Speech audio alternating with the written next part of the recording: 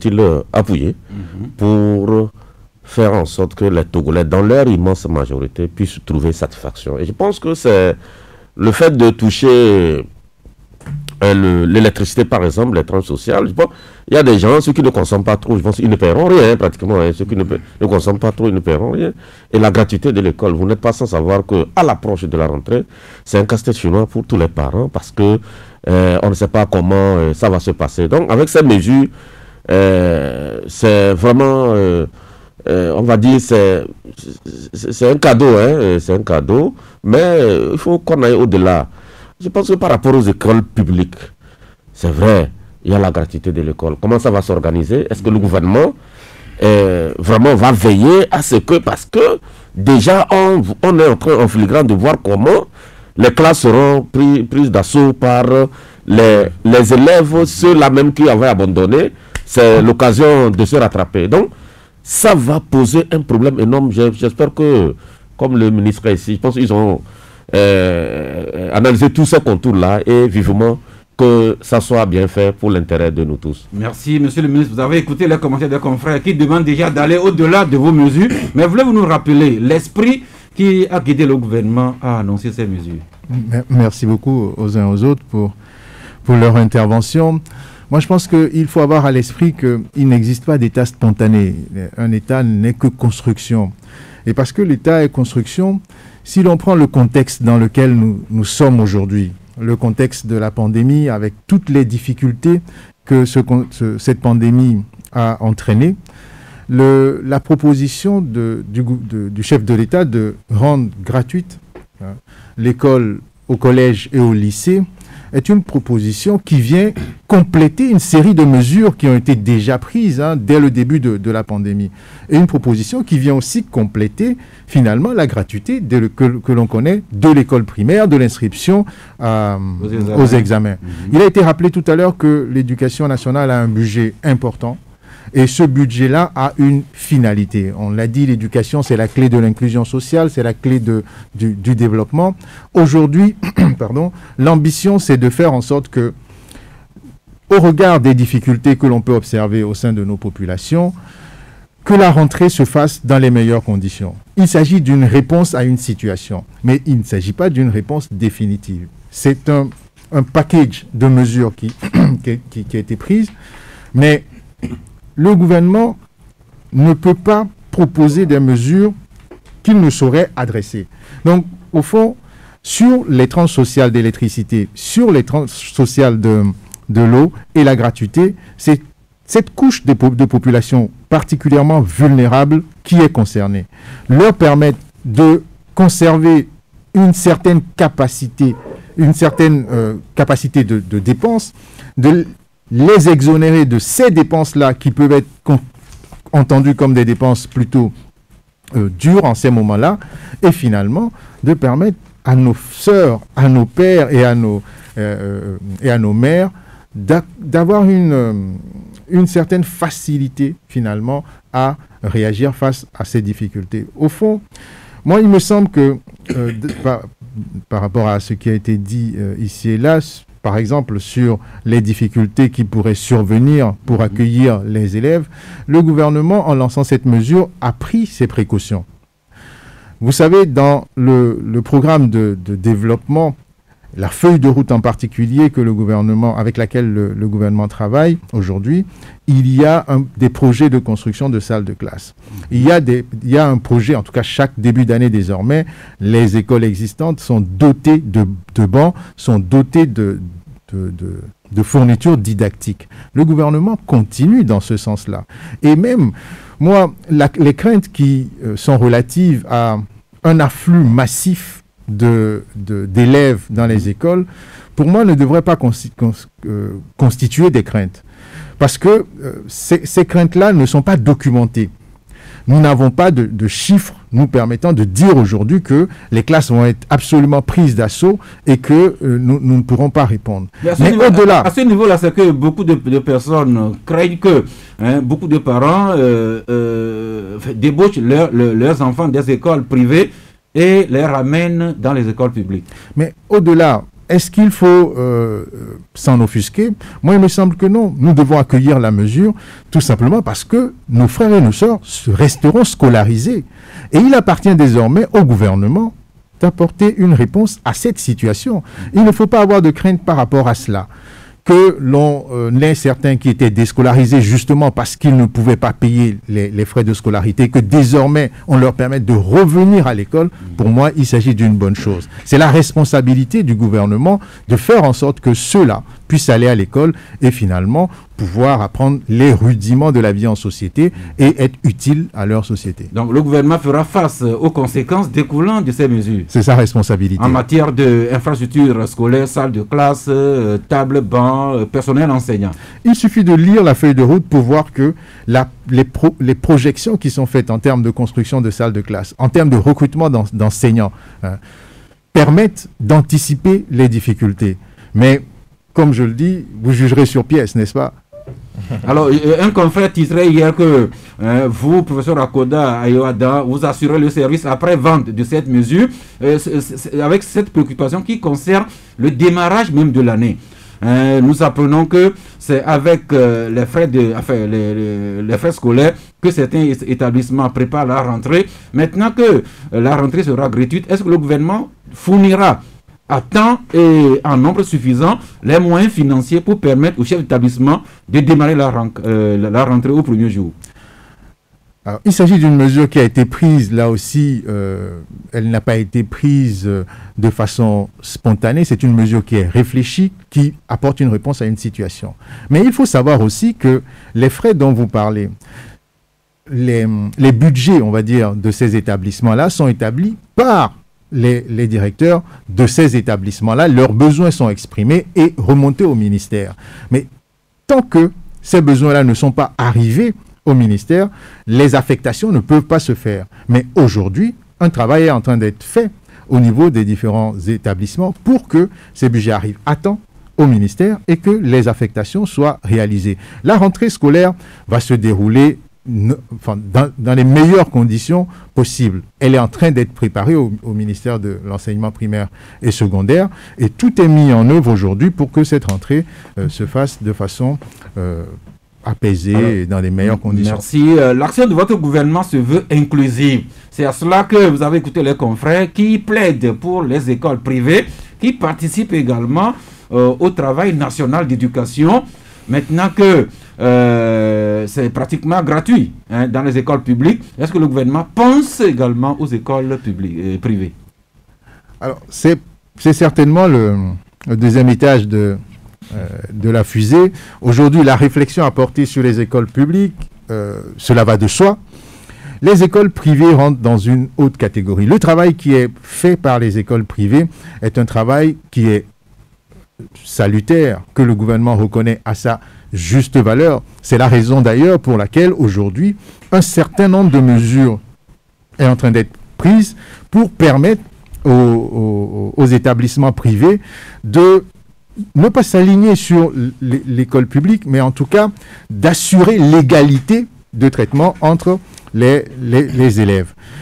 Le gouvernement ne peut pas aujourd'hui, au moment où je vous parle, décréter la gratuité dans les écoles privées, parce que les promoteurs des écoles privées sont évidemment des entrepreneurs. Une discussion ou un cadre de discussion est ouvert au ministère de l'enseignement primaire et secondaire et qui permet aux privés de discuter avec l'État pour voir les modalités de collaboration. Donc, c'est pour cela que je disais tout à l'heure que c'est le premier étage de la fusée. Les discussions et les réflexions permettront d'apporter une réponse à la situation.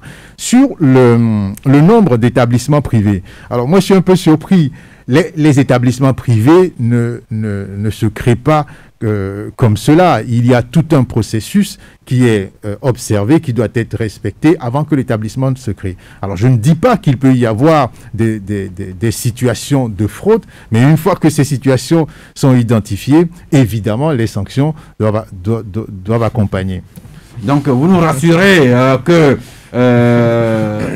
pendant que l'opinion, en grande partie, salue quand même ces mesures, vous rassurez les gens sur les inquiétudes, à savoir que tous les moyens seront mis en œuvre pour que la rentrée soit vraiment effective le 20 septembre prochain, tel que c'est annoncé, et que l'État verra à doter ces écoles publiques en infrastructure et en matériel et autres moyens financiers pour qu'il n'y ait pas de grincement dedans là. Je vous rappelle que vous êtes enseignant vous-même, monsieur le professeur. Oui, j'ai la chance d'être enseignant, un noble métier, je crois. Et peut-être que je me répète dans mon approche, mais vous le savez, depuis quelques années, on l'observe très bien, l'éducation est au cœur de l'action publique. Et les moyens qui sont mis à disposition, vous savez que la gratuité au collège et au lycée, c'est près de 5 milliards du budget. Donc, ce ne sont pas des dotations qui étaient prévues en début d'année, ce sont des ajustements qui sont faits en cours d'année. L'État met les moyens dont il dispose. Il ne faut pas l'oublier. Il faut collecter des ressources pour pouvoir les dépenser. Tant que vous n'avez pas ces ressources, vous ne pouvez pas les dépenser. Donc c'est bien d'aller vers la gratuité, mais elle a un coût. Mais ce coût, c'est la capacité de l'État à assurer le développement social. Donc si l'on décide d'aller vers la gratuité, c'est que progressivement, l'on veut faire en sorte que l'école soit accessible à tous. Vous avez l'expérience depuis 2008 de la gratuité dans le primaire. Cette expérience a démontré ses qualités, des faiblesses, qui au fur et à mesure ont été corrigées et continuent d'ailleurs d'être corrigées. Nous allons vivre la même chose avec la gratuité dans le collège et au lycée. C'est un premier pas. Nous allons observer ce qui marche. Ce qui ne marche pas va être corrigé au fur et à mesure. Merci. Eh bien, de la gratuité dans les écoles publiques et également les tranches sociales d'eau et d'électricité gratuites pour le mois d'août. Nous passons maintenant à la maman et le bébé qui sont à l'honneur. Suite à l'une des mesures prises par le Conseil des ministres hier, beaucoup de journaux reviennent là-dessus, notamment Forum de la semaine qui à la page 3 nous parle de cette mesure annoncée qui va au bénéfice de la maman et du bébé. Écho du pays nous parle de la protection de la femme et du nouveau-né avec le programme Wezu en gestation. Ça nous rappelle une certaine époque quand nous chantons, on appelait un nom, on répondait Agbe Wezu Alavia. Donc Wezu qui revient. Michel, vous nous aidez à comprendre Wezu? C'est la vie. C'est la vie. Wezu, c'est la vie. Donc, Chronique de la semaine aussi en parle et qui écrit que la femme et le nouveau-né, depuis la confirmation de la grossesse jusqu'au 42e jour après l'accouchement, bientôt totalement prise en charge par le gouvernement à travers le projet Wezu. Voilà, les vainqueurs en parle aussi à la page 7 et écrit dans ce communiqué du gouvernement, le projet de décret portant création du programme national d'accompagnement de la femme enceinte et du nouveau-né, dénommé Wezu, qui a été conçu dans le but de réduire les taux de mortalité maternelle et néonatale. Prenant acte de tout ça, Liberté, lui, trouve que de la Karma à Wezu, la fausse gratuité de la césarienne au Togo. Et le journal écrit que 11 ans après la campagne pour l'accélération de la réduction de la mortalité maternelle en Afrique, le gouvernement vient de lancer le programme Wezu. Tout en prenant acte, Liberté souhaite que vivement que dans la mise en œuvre de ce nouveau projet, la gratuité ne soit pas que sur le papier. Monsieur le ministre, vous avez écouté beaucoup de titres de journaux qui reviennent sur ce nouveau programme Wezu. Alors le programme Wezu, qui est un programme de prise en charge de la femme enceinte et du nouveau-né, est un programme qui vient d'abord fédérer un certain nombre d'actions existantes. Il faut savoir que depuis quelques années, l'État a mis sur pied plusieurs programmes d'exemption partielle ou totale des frais de soins. On a pu l'observer sur les antirétroviraux pour les personnes vivant avec le VIH. On a pu l'observer sur les soins préventifs tels que la vaccination sur les enfants de 5 ans. On a pu l'observer aussi sur le kit de césarienne, donc un certain nombre de mesures. Donc, aujourd'hui, le programme Wezu vient placer au centre de toute cette construction la femme enceinte et le nouveau-né. Parce que, au regard de tout ce qui a été fait, il est quand même noté que le taux de décès des femmes à l'accouchement reste élevé. Donc il faut continuer à travailler à la réduction de cette vulnérabilité. Donc le programme Wezu va permettre désormais aux femmes enceintes d'avoir un accès facilité aux soins. Vous le savez, pour une grossesse par exemple, normalement, elle doit, si elle est bien conduite, aller à son terme sans que l'on ait même pas besoin d'avoir un acte à faire ou des soins particuliers à faire. Mais notre environnement a démontré que les grossesses peuvent être difficiles. Mais si cette difficulté est identifiée de façon précoce, les solutions à apporter sont beaucoup plus simples. C'est pour cela que les consultations prénatales dans le programme Wezu, par exemple, sont gratuites pour les femmes enceintes, permettent à nos concitoyennes d'aller plus facilement à l'hôpital, de ne pas avoir de crainte particulière à aller à l'hôpital. Et si elles y vont, les médecins pourront détecter, le cas échéant, les situations de complications possibles pour pouvoir prévenir un certain nombre d'actes. Donc le programme Wezu a été testé, on va dire cela, d'abord sur une petite communauté dans la région de l'Akara. Il a été expérimenté, les résultats sont particulièrement prometteurs et aujourd'hui le lancement officiel a été réalisé par une conférence de presse au ministère de la Communication et des Médias. Lancement à l'échelle du pays, tout est fin prêt pour que le programme s'applique. Merci, mais monsieur le ministre, vous devez vous douter que beaucoup de personnes se demandent si ce sera effectivement le cas avec les insuffisants notés sur l'accarement qui avait été annoncé en grande pompe, mais qui a eu à connaître quelques ratés. Je n'ai pas compris, l'accarement. L'accarement, la campagne pour l'accélération de la réduction de la mortalité de la femme et de l'enfant. Okay. Il y a eu quelques insuffisants, notamment des gens qui s'étaient présentés aux hôpitaux publics. Et il leur a été demandé de payer alors que la césarienne avait été annoncée comme gratuite. Alors, peut-être qu'il y a eu un biais ou une asymétrie dans l'information. Lorsqu'on parle de césarienne, c'est le kit que l'État rend gratuit. Normalement, lorsque vous faites opérer et qu'il n'y a aucun problème, vous ne payez rien. Mais les situations de complications peuvent entraîner des frais. Alors, qu'il y ait eu des ratés sur ce projet, je pense qu'aujourd'hui, on peut l'acter. Mais les enseignements qui ont été tirés de ces difficultés-là ont permis aujourd'hui de prendre le temps pour pouvoir lancer ce programme-là. Ce programme, aujourd'hui, est un programme complètement inclusif et il s'appuie sur les meilleures réussites en termes de disponibilisation des soins pour non seulement le nouveau-né, mais la femme enceinte. Donc je pense qu'il est trop tôt pour tirer des conclusions sur ce programme.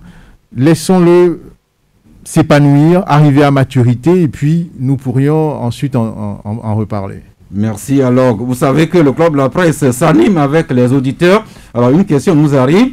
On me demande avec insistance de vous demander si c'est des mesures véritablement sociales que vous prenez là, ou bien plutôt si c'est des mesures plutôt populistes. Monsieur le ministre. Alors, la réponse est très simple.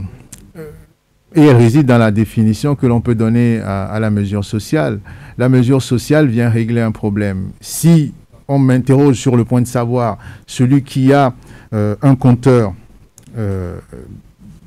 domestique et à qui on permet d'éviter de payer 40 kWh si on ne lui rend pas service, dans ce moment-là, on est sur une mesure populiste.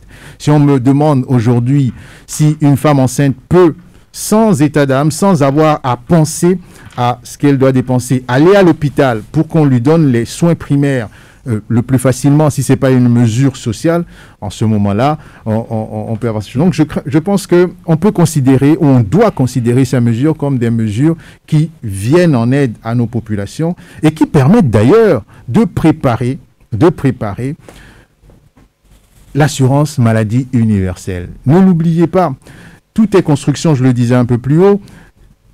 Une fois que ces mesures-là seront complètement déployées spécifiquement, je parle ici de la femme enceinte, et que l'assurance maladie universelle sera votée, la loi est en étude, vous verrez que les différents points de soins que l'on a identifiés tout à l'heure vont s'accroître à telle enseigne que la couverture sera la plus large possible. Ce n'est pas pour rien qu'aujourd'hui, dans ce gouvernement-là, il y a un ministère qui est dédié à l'accès universel aux soins. C'était une promesse qui a été faite et aujourd'hui, c'est un objectif qui est visé, qui est en train d'être petit à petit adressé. Merci. Donc le ministre Akoda Yoadan qui nous aide à comprendre cette batterie de mesures sociales qui sont prises ces derniers temps et qui nous donne l'assurance que ce qui a été annoncé sera fait. N'est-ce pas, monsieur le ministre? Le gouvernement qui est en place est un gouvernement de projet. C'est un gouvernement de projet. C'est-à-dire qu'il y a, en tout cas sur les 5 ans, une ambition autour de 42 projets. Il ne faut pas l'oublier. Et petit à petit, toutes les actions qui sont faites, ce sont des actions intégrées. Ce sont des actions qui convergent vers la réussite de ces projets-là. Et la réussite de ces projets figure la vision du chef de l'État, une vision, comme vous le savez, tout est inscrit autour de 3 axes. Mais pour revenir un peu plus spécifiquement aux mesures sociales, alors on a annoncé la gratuité. La gratuité des frais au collège et au lycée, c'est un acquis. Donc on ne peut pas douter de la réalisation de cette mesure. Pareil pour l'exonération des frais d'électricité et d'eau. Est-ce qu'on peut douter de la réalisation de ces mesures-là? On ne peut pas douter de la... Donc je peux vous le dire très simplement, ces mesures-là seront réalisées, pareillement pour le programme Wezu. Merci, monsieur le ministre. Nous allons passer à présent à d'autres informations que nous donnent les journaux, quitte à revenir sur ces préoccupations, si les auditeurs le souhaitent, sur le coup de midi. Alors, nous, Michel, nous avons commencé à saluer les forces de sécurité pour ce qu'ils font ici au Togo ou ailleurs, mais il peut arriver que ces éléments commettent des bavures. C'est l'un des sujets depuis hier. Et Flambeau nous rappelle que pour avoir causé une mort d'homme par voie de fait, 2 militaires sanctionnés et mis aux arrêts. Détail important, c'est le ministère de la Sécurité qui a rendu public un communiqué pour informer l'opinion de cette bavure. Même information que nous donne un forum de la semaine et qui dit que ces militaires-là ont échappé in extremis au lynchage par les jeunes Ghanéens quand ce incident s'est produit à la frontière et dont le gouvernement nous informe. Mais du Togo, nous passons au Bénin où il y a également cette bavure qui a coûté la vie à des compatriotes togolais. C'est ce que le forum nous rappelle, 2 Togolais tués et un 3e blessé par les policiers au Bénin. C'est dans la commune de Ouaké, dans la partie nord-ouest du Bénin, dans le département de la Donga, quand un des policiers béninois a ouvert le feu et a touché mortellement 2 compatriotes togolais qui en sont décédés, un 3e blessé et évacué d'urgence. 2 agents de police impliqués dans cette bavure ont été mis aux arrêts sur instruction du directeur général de la police républicaine du Bénin. Pour dire, Michel, nous saluons leur bravoure, mais également il y a de ces bavures qui arrivent ici ou ailleurs. Malheureusement, il y a donc ces situations-là que nous vivons de temps en temps.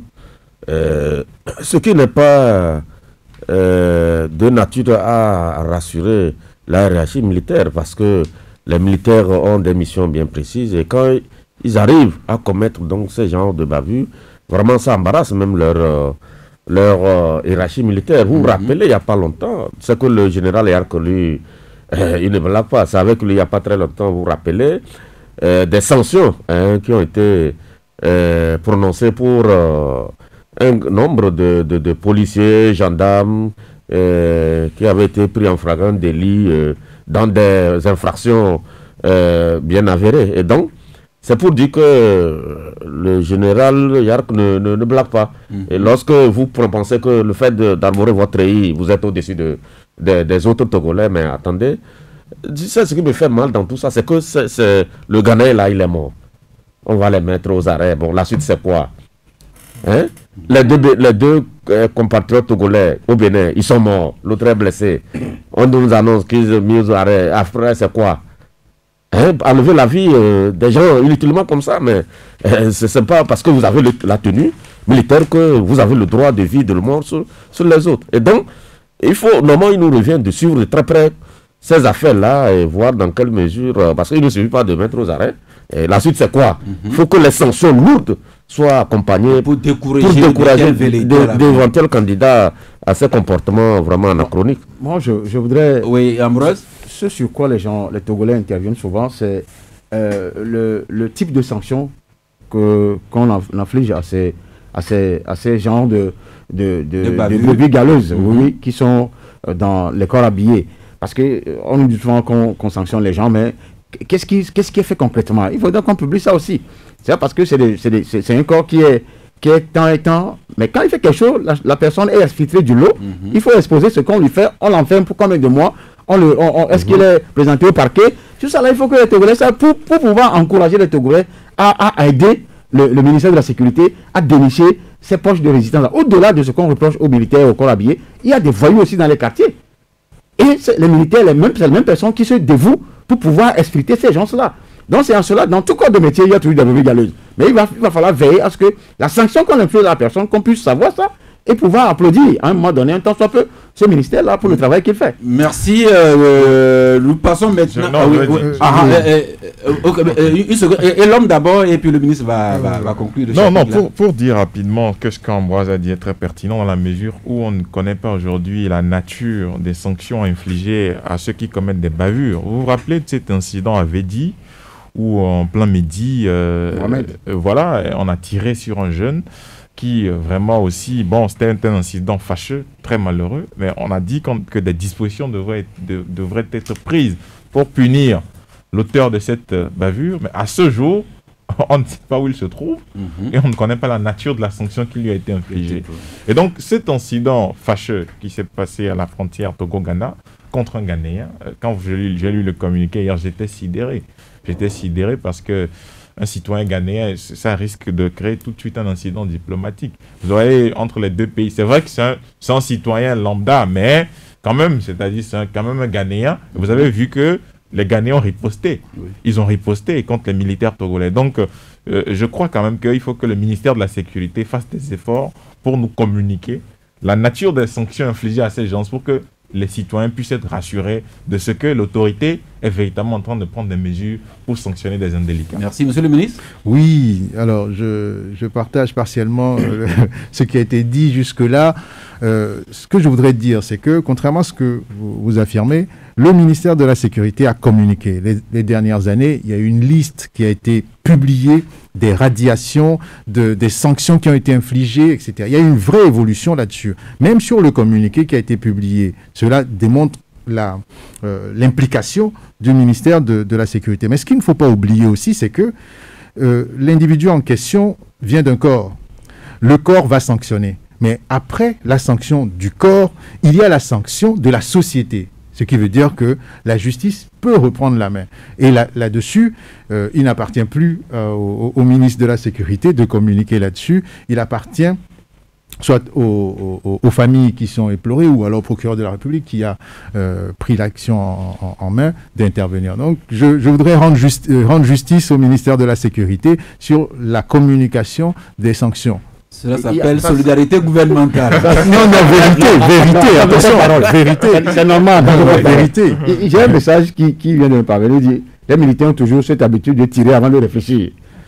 Je crains que ce soit hâtif comme réflexion, parce que nous avons un centre de formation des plus réputés de la région. Nos militaires, nos policiers, nos gendarmes sont formés. Mais comme vous l'aviez dit tout à l'heure, dans tout corps social, il y a ceux qu'on peut considérer comme ne respectant pas les règles. En sociologie, on dirait des déviants. Et la responsabilité de la société est tout simplement d'extraire ceux-là et de les mettre à côté pour continuer à construire. Il n'y a pas de corps de métier parfait, ça n'existe pas. Oui.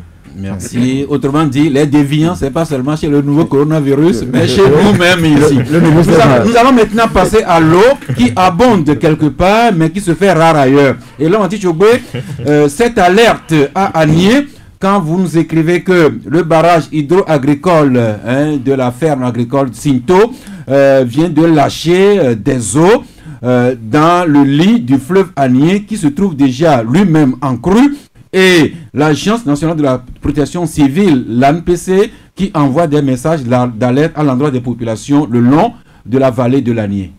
Oui, c'est effectivement ça la trame de cet article.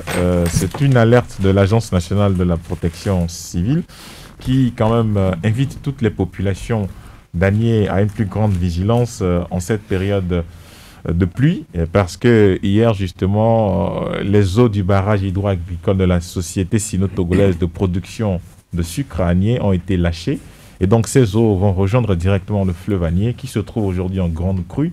Et donc l'Agence nationale de la protection civile que nous avons contactée hier lorsque nous étions en plein bouclage, a confirmé l'information et a profité de nos colonnes pour sensibiliser davantage les populations, les riverains du côté d'Anié par rapport à ce qui a été fait justement pour pouvoir les protéger et pour pouvoir les inviter à une plus grande prudence en cette période. Donc prudence tout le long du cours du fleuve Anié. Pendant que l'eau abonde là-bas, à Menyona-Kondji, dans le Vaud, l'eau se fait rare.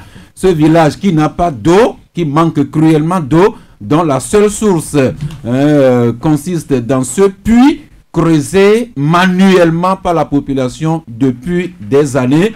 Monsieur le ministre, une invitation encore une fois au Togo profond. Invitation qui est toujours reçue. Alors, je ne connais pas la taille du village. Vous savez, la grande difficulté aujourd'hui, c'est la capacité, ou en tout cas la volonté de certains de nos compatriotes de s'installer en petite communauté. Et encore, faut-il identifier ces communautés pour pouvoir leur faire bénéficier, n'est-ce pas, des infrastructures primaires. Alors, il y a une série de projets d'adduction d'eau qui se développent depuis le septentrion vers le sud.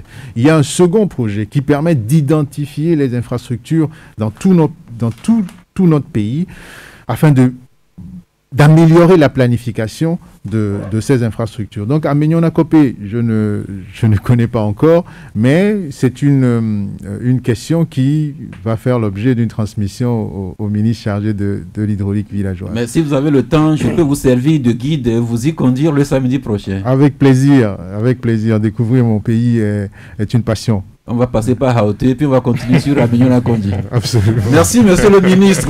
The Guardian, vous nous rappelez donc, vous nous transportez au Sénégal, où nous apprenons depuis il y a 2 jours que l'ancien président du Tchad, Hissène Habré, est décédé à l'âge de 79 ans, mais on annonce que ce serait des suites du nouveau coronavirus. Et hier même, nous apprenons qu'il a été enterré en terre sénégalaise, parce que le gouvernement tchadien a dit qu'il était ouvert à réceptionner sa dépouille, mais que les hommages à son rang d'ancien chef d'État ne lui seraient pas rendus. Alors, de cet ancien président mort et enterré en terre étrangère, ça vous inspire cet article quand vous écrivez « Mort en détention au Sénégal de l'ancien président tchadien Hissène Habré » et vous vous adressez à ces dictateurs qui s'accrochent au pouvoir et qui devraient réfléchir. Tout à fait. L'histoire de ce monsieur doit faire réfléchir ce qui illustre d'ailleurs la une de notre journal. la dictature n'est pas un bon concept politique. Je crois que c'est un concept, mais au vu de l'évolution de la démocratie depuis les années, plus de 30 ans, je crois que les choses devaient évoluer en principe. On ne devait plus avoir de dictateurs. Respecter le protocole de la CEDEAO, le protocole additionnel de la CEDEAO sur la démocratie et les droits de l'homme doit être les valeurs à défendre dans l'espace francophone des pays africains, surtout dans l'espace ouest-africain. Vous savez, Hissène Habré n'est pas seulement mort pour être mort, il est mort en détention. Pour un ancien président, de tout ce qu'il a eu à vivre. Il a été jugé, condamné pour qu'on lui reproche contre l'humanité, pour viol et autres. En matière de droits de l'homme. Peut-être que c'est lui, pas lui-même qui a fait ça, mais cela a été fait sur son dos, mais c'est lui qui perd en termes de responsabilité aujourd'hui. Ça doit faire réfléchir les dictateurs qui sont là aujourd'hui. La photo est là pour illustrer l'article. Mais je me dis, qu'est-ce qui empêche les gens d'honorer leur engagement vis-à-vis du peuple qui les a portés au pouvoir? Même s'il y en a qui s'arc-boutent à s'accrocher, vaille que vaille, sans être élus, c'est-à-dire ne serait-ce que par la fraude, il y a l'essentialité, c'est de quand même penser à un peuple, pas seulement à son intérêt personnel et à l'intérêt de l'ancienne puissance coloniale. C'est ce que nous lisons, c'est ce que nous avons fait dans cet article, en termes d'analyse, pour pouvoir éveiller les consciences, rappeler le devoir d'un chef d'État, comme en Zambie, comme surtout en Afrique australe, où il y a un pan de démocratie qui se lie. Pourquoi pas en Afrique de l'Ouest? Pourquoi pas en Afrique centrale, où on a des dinosaures, des royaumes qui ont des difficultés pour se transformer en État démocratique. C'est ce que nous avons essayé de révéler. Merci. Alors, Ouara les vainqueurs, en vous parcourant, juste tomber sur 2 articles qui pourraient susciter de l'espoir. Quand vous écrivez agriculture bio, le Togo ambitieux d'accroître sa production. Et puis 2, à la page 5 surtout, quand vous écrivez que pour le maïs, cette céréale dont nous raffolons au Togo, et une filière porteuse, le Togo qui œuvre pour porter la production à 211 000 tonnes d'ici 2030. Si cela s'avérait, cela nous soulagerait pendant que le prix de cette céréale continue de grimper. Oui, je pense que c'est une ambition vraiment louable de la part du gouvernement, parce que le gouvernement ambitionne en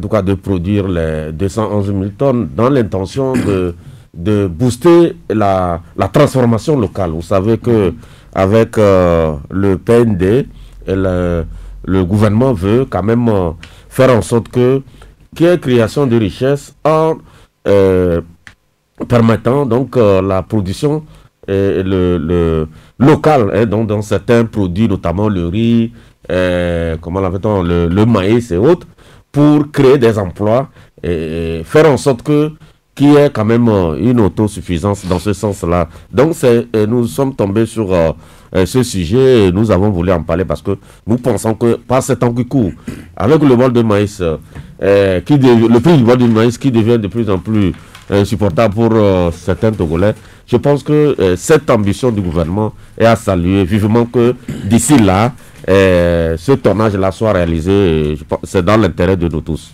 Merci. Eh bien, si cette ambition est satisfaite, monsieur le ministre, cela nous soulagerait parce que votre gouvernement, vous travaillez également à réduire la fracture sociale, à éliminer la pauvreté et la misère.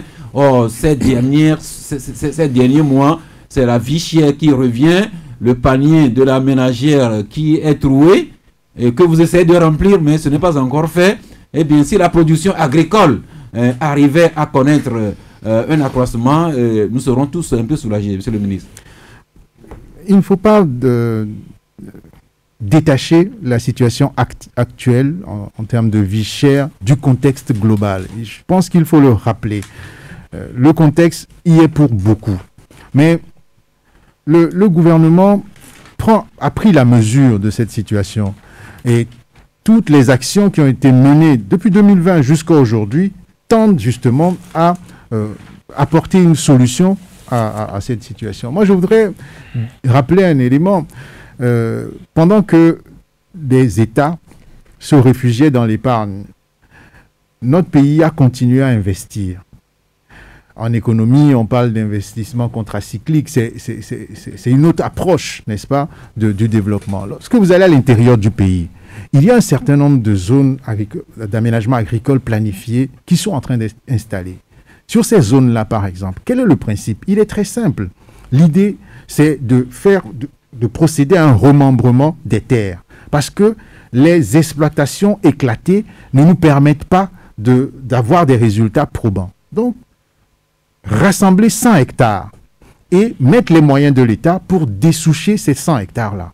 Une fois que ces 100 hectares sont dessouchés, on crée une zone de rétention d'eau, on met les uns et les autres en coopérative, toujours dans cet esprit d'inclusion et de solidarité, et l'on organise le développement agricole en partageant les risques et les bénéfices. Une étude de la carte de fertilité pour obtenir une carte de fertilité des sols est en train d'être menée aujourd'hui. Si vous allez sur le site au niveau du ministère de l'Agriculture, vous verrez, lorsque vous êtes à Tado, lorsque vous êtes à Akara, quel type de semis utiliser pour avoir les meilleurs rendements. Donc, on a une approche qui est intégrée, ne l'oubliez pas. Donc, toutes les mesures qui sont prises sont pensées pour être complémentaires et régler à terme ces difficultés. Je me rappelle que j'ai reçu un moment un technicien qui nous a parlé de ce projet de fertilisation, enfin d'identification des terres fertiles au Togo. C'était aussi au Club de la Presse.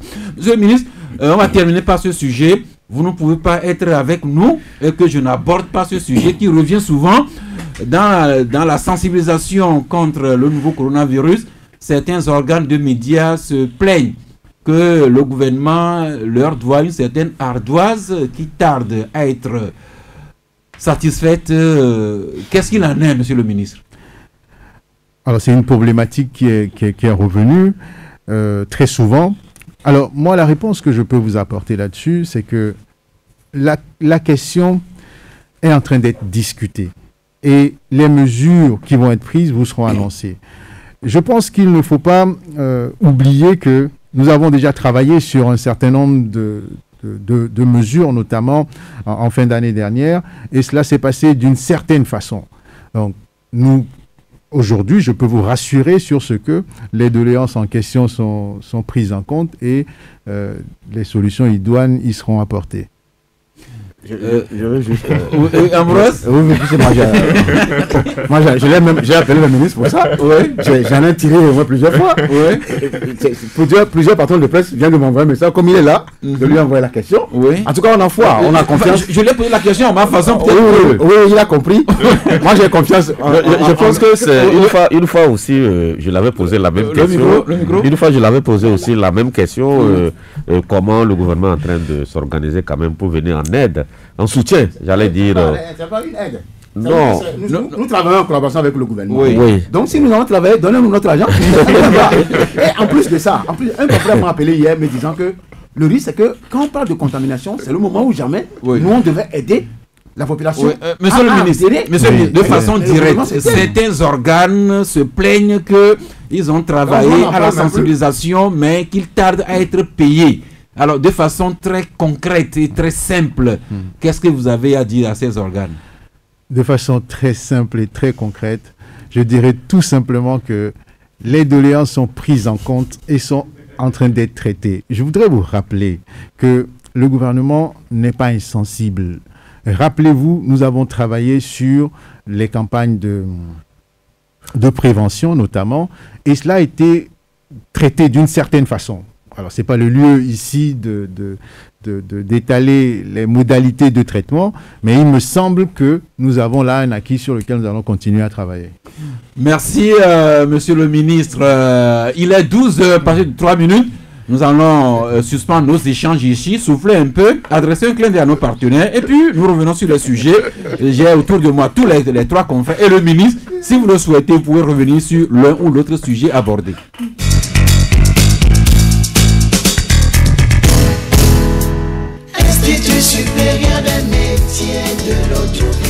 L'Institut supérieur des métiers de l'audiovisuel ISMA, leader africain des écoles supérieures de formation aux métiers du multimédia, du cinéma et de la télévision, vous offre de préparer une licence professionnelle et un master professionnel dans les filières suivantes: journalisme audiovisuel, réalisation cinéma et télévision, métier de l'image, métier du son, montage et post-production, ingénierie et exploitation des équipements audiovisuels, gestion de la production.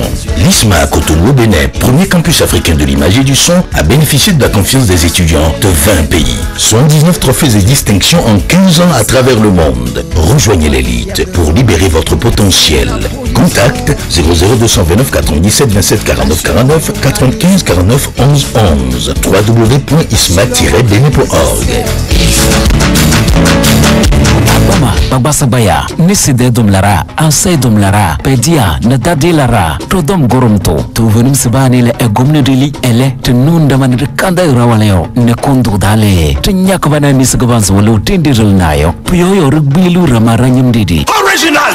Solom Gorombo, Mbubelezo, Nebongolo Rosonzio, Jama, 228, Hodi, Nekade, Solom Doom, Savachos Nyeseo, 6% d'alcool, Jama 228, Pleine Jama Wadalatio, Lem, Malte, Houblon, Nevada Sosa Kribada, Barbademo, Tanga Bebedo.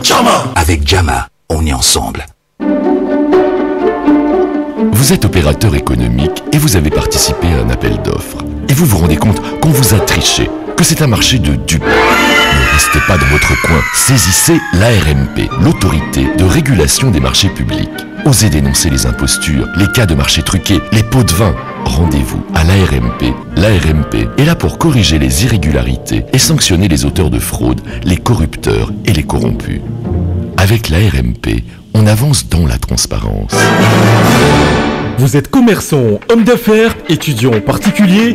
Vous voulez voyager en toute sécurité et arriver à temps à votre destination. La Poste met à votre disposition, à partir du 29 août 2021, une navette express dénommée le Courrier Express. Pour raccourcir votre voyage, une seule escale sera faite à Takwame sur l'itinéraire Lomé-Kara. Pour votre satisfaction, rejoignez-nous vite sur la navette express, disponible tous les dimanches, Lomé-Kara, et le lundi, Kara-Lomé, pour un départ à 6h30. L'achat de billets se fait dans tous les bureaux de poste et sur notre application mobile e-Poste 24h sur 24. Le Courrier Express de la Poste pour une destination plus rapide, sûre et à un prix abordable. La Poste, au cœur des communautés.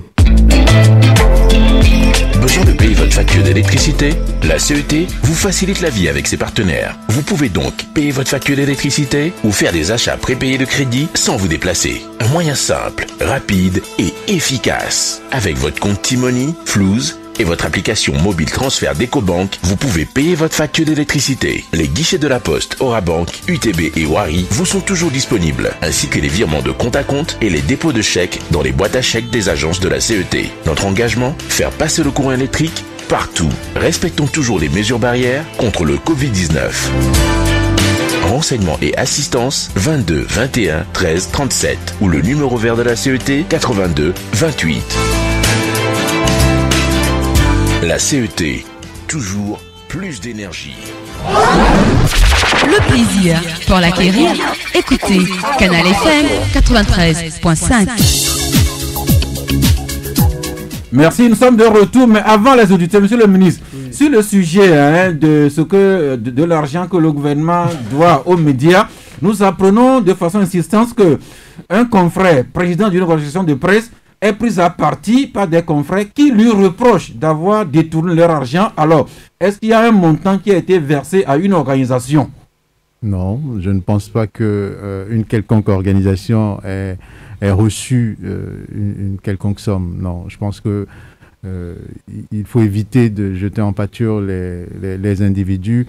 Le travail qui se fait est d'abord un travail commun, un travail collectif. Merci. Le gouvernement comment dire cela? Pour le gouvernement, l'apport de la presse est un apport non négligeable. Ce n'est pas un apport que l'on envisage de quantifier. C'est un apport que l'on a sollicité et sur lequel le gouvernement va exprimer toute sa reconnaissance. Donc, chers confrères, voilà. Patience, de l'argent n'a pas été versé au président d'une organisation de presse et que celui-ci l'ait gardé par devers lui. La parole à présent à vous, auditeurs. Bonjour. Allô, bonjour l'ami en ligne. Oui, allô. Oui, bonjour, c'est monsieur? C'est monsieur Michel. Michel. Oui. Ok, nous vous écoutons. Alors, d'abord, c'est une première réaction par rapport à quelque chose que Michel a dit, et ensuite une question ministre. Alors, Michel, parlant des mesures qui ont été prises par le gouvernement, a parlé de cadeaux. Je pense qu'il faut rectifier un certain nombre de choses par rapport aux citoyens. Le ministre est là, peut-être qu'il le confirmera. L'État a l'obligation de veiller au bien-être des populations. Et lorsque ces genres d'actions sont prises, ce n'est pas un cadeau, c'est une obligation. Ce n'est pas comme si c'est pris de la poche de quelqu'un pour aider les citoyens. Et là, on ne parle pas de cadeau. C'est une obligation. Encourager, apprécier. On peut soulever aussi nos craintes pour les permettre de réajuster. Mais il ne faut plus jamais parler de cadeau parce que ce n'est pas un cadeau, c'est une obligation. Alors, pour le ministre, je le remercie d'abord d'être resté pour écouter les auditeurs apporter des réponses. Ça s'appelle du respect pour ses concitoyens parce que ceux qui dirigent ont l'obligation d'expliquer et ce n'est pas toujours très bien que quelqu'un vienne en disant je suis pressé, j'ai une préoccupation, on part. Non, il faut rester écouter les concitoyens et leur répondre. Maintenant, pour revenir au programme WESO, félicitations pour ces initiatives, félicitations pour tous les projets qui vont être mis en place pour aider les citoyens. Mais maintenant, moi, j'ai la question, c'est sur toutes ces mesures pour les femmes enceintes, c'est dans quel hôpital, avec quel plateau technique? C'était juste ma question. Merci. Merci beaucoup. C'est noté. Le suivant, bonjour. Bonjour, Sas. Oui. Monsieur le ministre, bonjour, c'est M. Gado. Bon, vous savez, celui qui a conseillé le gouvernement pour la gratuité de l'école, il a mal fait. Parce qu'on a favorisé la minorité et la majorité. Nous qui sommes à l'école, aux écoles privées, là, nous sommes plus non plus d'écoles que l'État. Ce que moi je conseille, c'est que le ministère qui sort de ce vidéo d'aller voir le gouvernement et annuler rapidement ce que nous pouvons toucher pour être content. Merci, bonne journée. Merci, monsieur Gado. Le troisième auditeur, bonjour. Allô, bonjour l'ami. Bonjour. Oui, c'est monsieur. Comme David avait dit. Ok. Je salue le ministre. Je le félicite d'avoir répondu à votre appel. C'est ce qu'on souhaitait depuis pour que un membre du gouvernement vienne nous éclaircir ce qu'ils sont en train de faire au gouvernement. Bon, pour les mesures qu'ils ont prises pour aider la population, ne pense-t-il pas que cette mesure-là a exclu une majorité des citoyens? Si vous voulez aider vraiment les citoyens, il devait plutôt réduire, diminuer le prix des péages, les taxes qu'ils prennent sur le moteur des véhicules, et encore de voir dans quelle mesure ils peuvent éradiquer les raquettes des policiers sur des routes, surtout au niveau des frontières. N'est-ce pas, c'est ça qui engendre la flambée des prix des produits de première nécessité dans les marchés. Merci, c'est noté. Le ministre va revenir dans un moment. L'auditeur qui s'impatiente en ligne, bonjour. Oui, alors bonjour, ça. Oui. Oui, je voulais renseigner sur la note du premier intervenant concernant le cadeau dont parle mon cher ami Tchadia. Il y a l'article 34 là, qui reconnaît la santé, l'obligation que l'État prenne soin de la santé de la population. L'article 35, la gratuité de l'école est gratuite. Vivement que le gouvernement essaie de monter un peu vers l'université. Bon, ceci étant dit, ça. Bonjour, monsieur le ministre. Bonjour, monsieur. Oui. Vous avez vu, le gouvernement a pris des mesures sociales très salutaires. Au lieu que la population applaudit, ils sont indifférents, voire contre. Tellement que vous-même, ça, la dernière fois lundi, vous êtes offusqué dans votre émission, qu'on se plaint chaque fois que nous sommes pauvres de plus en plus. Or, le gouvernement nous fait la gratuité, nous sommes en train de critiquer. Fin de citation. Monsieur Yada, vous ne voyez pas que tout ce que j'ai dit tout à l'heure précédemment montre que le gouvernement, il y a un problème dans ce pays, un problème de légitimité même de ce gouvernement, que la base du gouvernement qui est fausse, mais l'acte de naissance de votre régime qui n'est pas bonne. Sinon, en principe, tout ce que vous avez fait, nous devons applaudir. Merci, c'est noté, Didier. Le suivant qui est déjà en ligne, bonjour. Bonjour, monsieur Fass. Oui, c'est monsieur? C'est Kossivi de Kidjol. Ok, allez-y, Kossivi. Ok, d'accord. Bonjour, monsieur le ministre. Bonjour, monsieur. Oui, au fait, j'aimerais savoir, que le ministre me dise clairement, est-ce que la gratuité envisage aussi de manière proportionnelle au niveau des privés, vivement. Parce que dans son développement, il avait justifié par le fait que les fondateurs sont des entrepreneurs. Mais un entrepreneur qui aide le pays, en tout cas, dans l'enseignement, on sait ce qui se passe. Mais il n'y a pas l'école partout et tout. Est-ce qu'on peut pas financer ces fondateurs? Merci. Et par rapport à la deuxième étude, il a parlé aussi de recrutement. Mais par rapport au recrutement, la rentrée c'est le 20. Nous savons qu'il y a un manque criard d'enseignants au Togo. Pourquoi ne pas lancer le concours en même temps et le faire? Et j'aimerais lui faire une doléance au Conseil des ministres qui disent au chef de l'État si pour les prochains concours, que le meilleur gagne. C'est-à-dire que le gouvernement mette un mécanisme en place pour que ça en soit plus de connaissance des choses. Parce que nous savons, que ce soit dans l'enseignement ou les autres secteurs, il y a toujours ce phénomène qui persiste. Donc vraiment, vivement, qu'il porte cette doléance au Conseil des ministres et qu'un mécanisme clair soit mis en place pour que ceux qui sont compétents puissent occuper les postes. Merci beaucoup. On va prendre le dernier auditeur pour laisser le soin au ministre, au confrère de répondre. Oui, bonjour. Allô? Oui.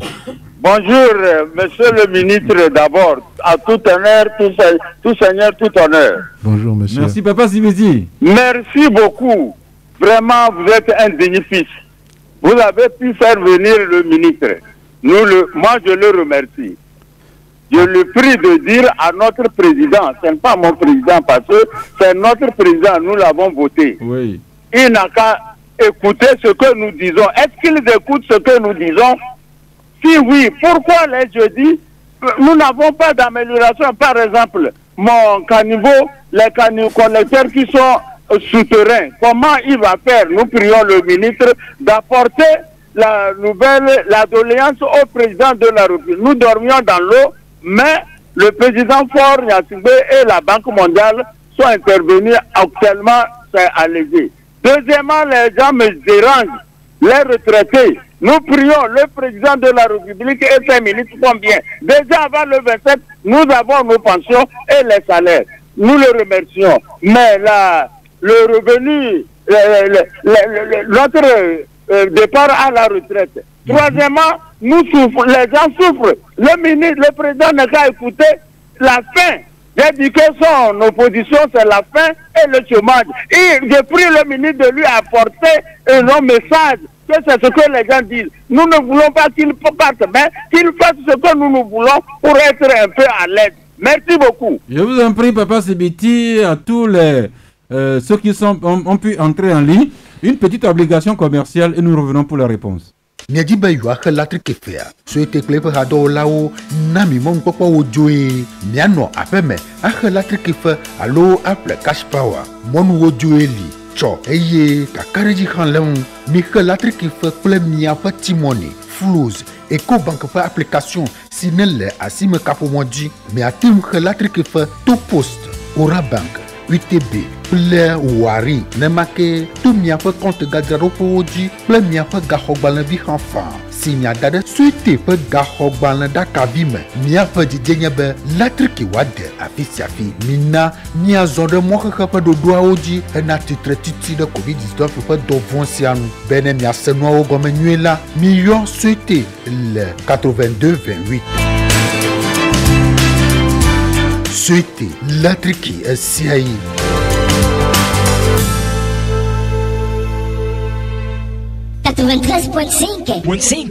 Canal FM. Merci à vous auditeurs avec vos questions vraiment incisives. Commençons par le premier interpellé, Michel.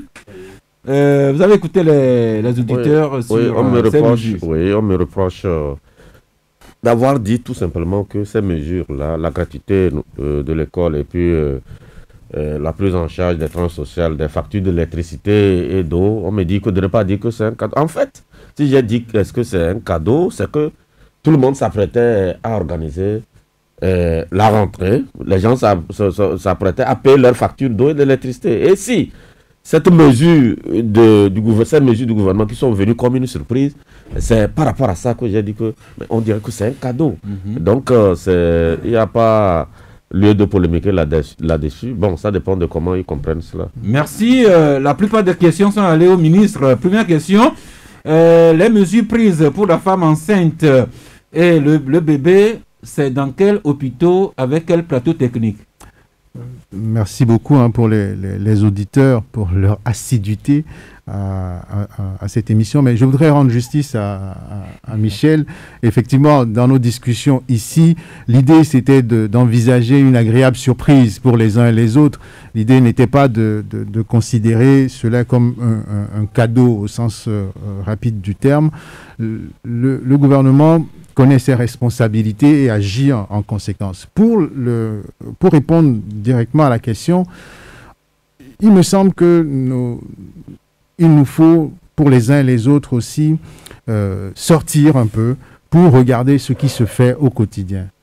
Aujourd'hui, un certain nombre de centres de santé ont connu des améliorations.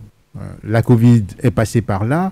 Il y a un renforcement des capacités des unités de soins périphériques sur toute l'étendue du territoire. Un hôpital, alors la catégorie n'est pas encore arrêtée, est-ce que c'est un CMS, est-ce que c'est un hôpital, en tout cas, est en train d'être construit dans chaque grande région de notre pays. Il suffit d'aller à Zébévi, et vous verrez le niveau avancé de la construction de cet hôpital. Mais clairement, le programme Mouezou va régler des problèmes de soins primaires. Et aujourd'hui, sur ces soins primaires-là, les unités de soins périphériques sont outillées pour régler ces difficultés. Donc, progressivement, les plateaux techniques sont en train d'être renforcés et sont prêts pour accompagner ce programme. Merci. D'autres auditeurs sont revenus sur la problématique des écoles privées, avec le souhait qu'elles soient également prises en compte. Quelqu'un m'a dit que les écoles privées seraient plus nombreuses que les écoles publiques.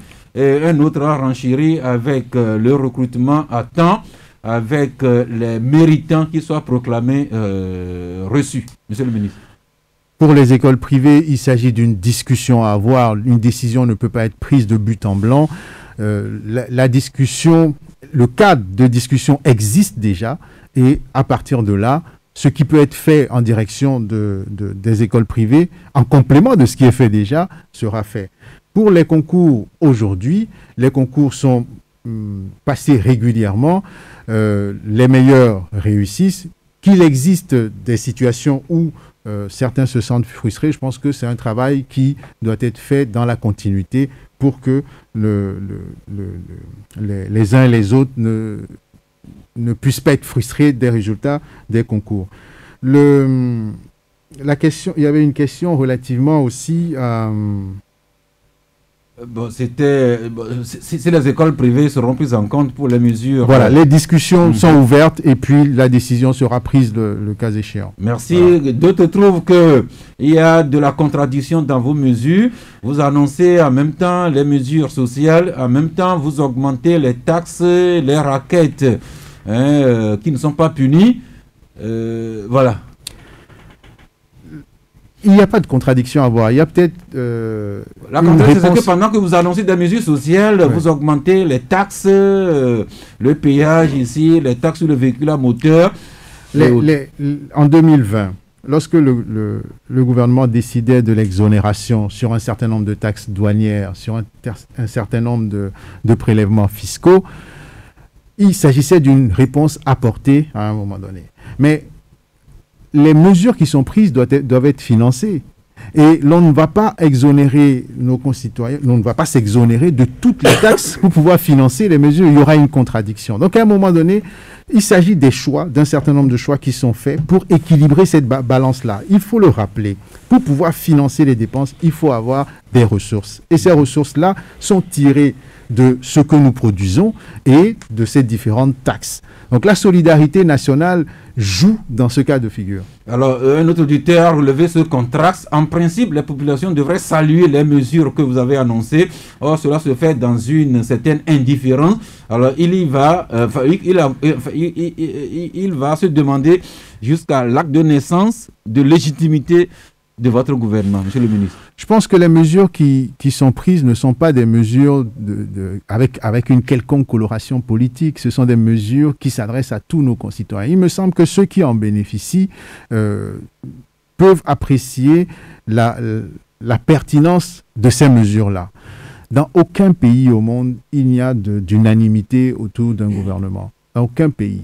Mais la responsabilité du gouvernement, c'est de continuer à travailler pour convaincre les uns et les autres du bien fondé des actions qui sont prises, des actions qui viennent favoriser l'inclusion, qui cherchent à réduire les vulnérabilités et à permettre à ceux qui sont en pauvreté d'en sortir. Donc là-dessus, chacun peut avoir son opinion, mais sur ces mesures-là, il n'y a pas de coloration politique, comme d'ailleurs sur la vaccination. Papa Sibiti, qui se demande si le président et vous, le gouvernement, si vous êtes vraiment à l'écoute de la population. Si oui, qu'en est-il des retraités et de leurs pensions insuffisantes? Qu'en est-il de cette prime qui doit être payée à ceux qui vont à la retraite? Et puis, qu'est-ce que vous faites pour réduire drastiquement la faim et le chômage, monsieur le ministre? Je remercie Papa Sibiti. Il m'a demandé de transmettre des commissions, je le ferai. Mais relativement à la réduction de la faim et de la pauvreté, je pense qu'il nous faut avoir une vue globale pour indiquer tout simplement que les mesures qui sont prises vont dans ce sens-là. Et comme je le disais à l'entame de cette émission, il n'y a pas d'état spontané. Et puisqu'il n'y a pas d'état spontané, l'on ne peut pas d'un coup de baguette magique régler tous les problèmes. Il faut y aller progressivement, avec méthode en fait. C'est pour cela que les mesures qui sont prises par le gouvernement sont des mesures intégrées. Donc, petit à petit, les uns et les autres verront les impacts immédiats de ces mesures-là. Mais il faut aussi ne pas perdre de vue que notre pays, ce n'est pas uniquement Lomé, et que notre pays s'étend jusqu'à Dapaon et un peu plus loin. Donc, ne lisons pas les mesures qui sont prises à la lumière de la ville de Lomé, mais lisons-les à l'échelle de notre pays. Certes, mais Papa Sibiti a un problème qui porte depuis. C'est les caniveaux dans son quartier à Djidjolé, derrière à Debayor. Les travaux ont été faits, mais les problèmes d'inondation demeurent. Pratiquement, quand Papa Sibiti parle dans chaque émission, quand il appelle, il évoque toujours ce problème-là. Il a bien raison, et je me rappelle, lors de mon dernier passage ici, il avait déjà émis le questionnement.